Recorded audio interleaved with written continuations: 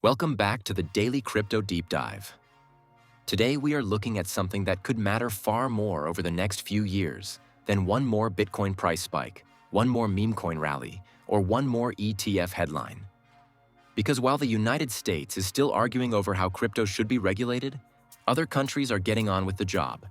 South Korea is moving toward a broader digital asset law that would formalize stablecoins, licensing, disclosure, market structure, and service provider rules. While in Switzerland, 6 major banks have already come together to test a Swiss franc stablecoin in a live sandbox during 2026. And that matters because the next phase of crypto may not be won by the loudest market. It may be won by the countries that build the clearest legal framework and the strongest payment rails first. This episode is sponsored by Kraken. If you're looking for a trusted place to buy and trade crypto, check out Kraken through our link in the description and help support the show. Now for years, crypto has mostly been sold through price.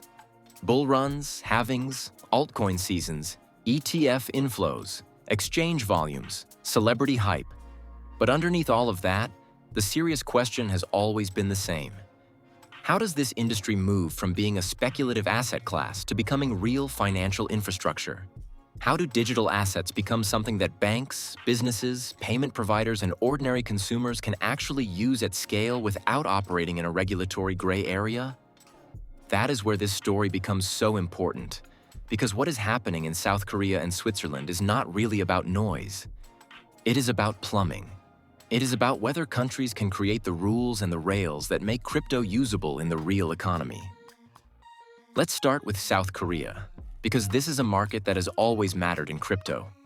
Korea has a long history of intense retail participation, fast-moving exchanges, and real influence on digital asset sentiment. But right now, it is at a significant turning point. Korea already has a first-phase framework in place through its user protection law, but the Digital Asset Basic Act being discussed now is expected to become a second-phase law that would provide a more comprehensive framework. The issues on the table include digital asset issuance, disclosure rules, distribution, service provider entry requirements, stablecoin institutionalization, and unfair trading controls. In plain English, that means Korea is trying to move away from patchwork oversight and toward a proper operating system for the whole sector. And one of the biggest pieces of that is stablecoins. This is where the Korean debate gets especially interesting. The current discussion appears to be moving toward a consortium structure in which banks hold a controlling stake in the stablecoin issuing entity. That is a big signal. It tells you Korean policymakers are not looking at stablecoins as some side product for crypto traders. They are looking at them as something close to financial infrastructure, where stability, redemption rights, and governance have to be tightly controlled. On top of that, expected rules for issuers include formal authorization, minimum capital requirements, reserve assets equal to or exceeding outstanding stablecoins, segregation of reserve assets from the issuer's own assets, redemption rights for holders, and regular disclosure or audit reporting around reserves. That is not light touch regulation. That is serious architecture. There is another important detail here that could easily be missed. The Korean discussion is not only about local issuers. Overseas operators that want to offer stablecoins in Korea or to Korean residents are also expected to face requirements around home country supervision, domestic presence, and registration. So this is not just a framework for Korean players.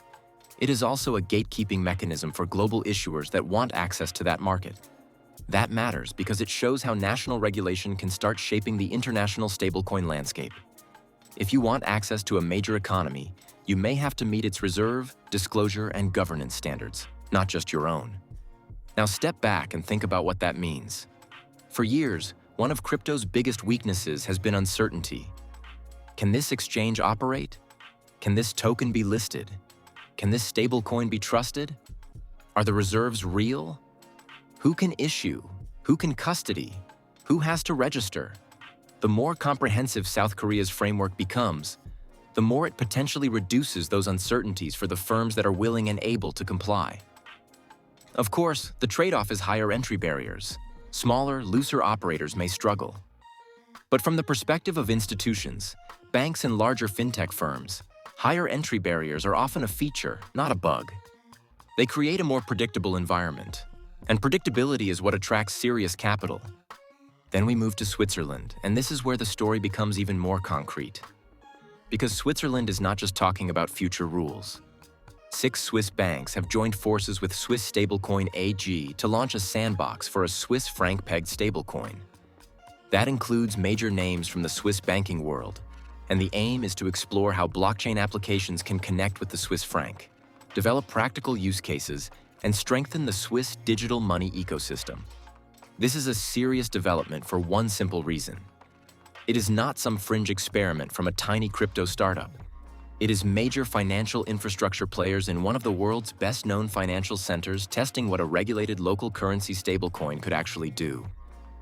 And that matters because Switzerland has always understood something that many countries still struggle with. Finance is not only about products, it is about trust, it is about settlement, it is about legal certainty. It is about making sure that when institutions move money, issue assets, or manage liquidity, they know exactly what framework they are operating inside. A Swiss franc stablecoin backed by a proper sandbox environment fits directly into that mindset. It is cautious enough to satisfy traditional finance, but innovative enough to keep the country relevant in the next phase of digital asset adoption. This is where the wider argument becomes clear.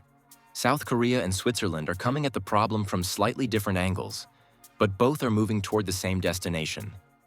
Korea is trying to build the legal superstructure. Switzerland is testing the practical monetary tools.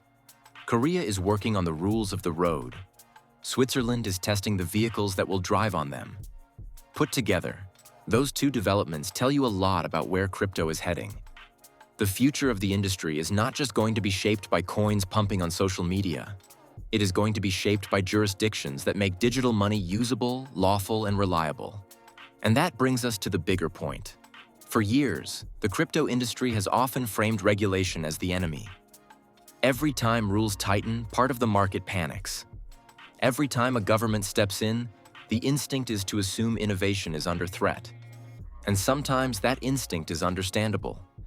Bad regulation absolutely can crush innovation. Poorly written rules can drive talent away, scare off startups, and trap the market in uncertainty. But smart regulation does something different. It creates confidence. It tells institutions what they can and cannot do. It tells consumers what protections exist. And it gives companies a framework they can actually build inside. That is what makes stablecoins so central to this story. Stablecoins are no longer just a trader tool. They are becoming one of the most important bridges between traditional finance and on-chain finance. They allow fast settlement, dollar or local currency exposure, programmable transfers, and round-the-clock movement of value. In other words, they are one of the clearest examples of crypto solving a real-world problem. But the moment stablecoins become important enough, they also become too important to be left in a legal vacuum. That is why Korea wants stricter issuer standards. And that is why Swiss banks are testing local currency digital money in a controlled environment. And once you understand that, you start to see why this topic matters to listeners' portfolios as well. Because if the market is moving toward regulated stablecoins, bank involvement, and clearer digital asset laws, the winners in the next cycle may not just be the loudest speculative tokens. There is a good chance that more attention shifts toward infrastructure plays, payments plays, tokenization platforms, compliant exchanges, custody providers, and large-cap assets that institutions can actually justify touching. That does not mean smaller altcoins disappear. It means the center of gravity in the market may gradually move toward utility, compliance, and trust. This is also where the comparison with the United States becomes unavoidable. America still matters more than almost any other country when it comes to capital markets, ETFs, global liquidity, and media attention. But crypto's future does not automatically belong to the United States just because America is the biggest market. If US lawmakers keep delaying clarity while other jurisdictions build workable systems, then parts of the next wave of innovation, issuance, and payments integration could develop elsewhere first. And once payment rails, banking relationships, and real-world use cases take root in a country, that country gains an advantage that is not easy to claw back. That is what makes this more than a policy story. It is a competition story. It is a race for relevance. Which country becomes the safest home for stablecoin issuers? Which jurisdiction becomes the easiest place for a bank to experiment with tokenized deposits or local currency digital cash? Which market attracts the firms that want to build the next generation of compliant crypto products? Those questions may sound dry compared to a Bitcoin candle, but they are probably more important over 5 years than what the market does in one afternoon. The other reason this matters is perception. For a long time, crypto has suffered from a credibility problem. To many institutions, it has looked chaotic, underregulated, and driven by speculation. But when major banks begin testing stablecoins, and when governments begin constructing full legal frameworks around digital assets, that perception starts to change. The industry begins to look less like a fringe bet and more like an emerging layer of financial technology. That does not mean all the risks disappear. It does mean the conversation changes. And when the conversation changes, capital usually follows. And that is the real takeaway from today. South Korea and Switzerland may not dominate crypto headlines every day, but right now they are showing the market something extremely important. The next chapter of crypto is not just about price. It is about permission. It is about trust. It is about whether digital assets can move from being exciting to being dependable. And the countries that solve that first may end up shaping the future far more than the countries that just talk about it. If that happens, then the next bull market will not just be built on hype. It will be built on rails. And the smartest people will be watching very closely to see who is laying them down first.